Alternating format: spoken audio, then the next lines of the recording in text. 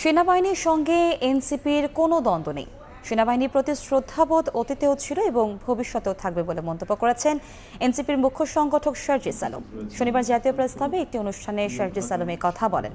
এছাড়াও mob justice ও ন্যায় বিচারের সাংঘর্ষিক মন্তব্য করে তিনি বলেন, দেশের স্থিতিশীলতা রক্ষায় যে কোনো বিশৃঙ্খলা এড়াতে হবে।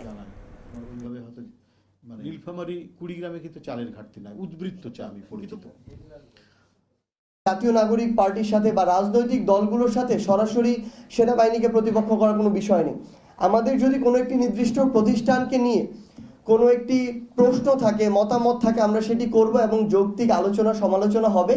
কিন্তু সবচেয়ে গুরুত্বপূর্ণ হচ্ছে, কখনো আমরা এই অভ্যুত্থানের পক্ষের যারা শক্তি ছিলাম তারা আমরা কখনো এই বিষয়গুলোতে মুখোমুখি অবস্থানে কখনোই দাঁড়াবো না। এবং আমরা মনে করি যে সেনাবাহিনী আগামীতেও তাদের প্রতি আমাদের যে শ্রদ্ধাবোধের জায়গাটি সেটি ধরে রাখবে।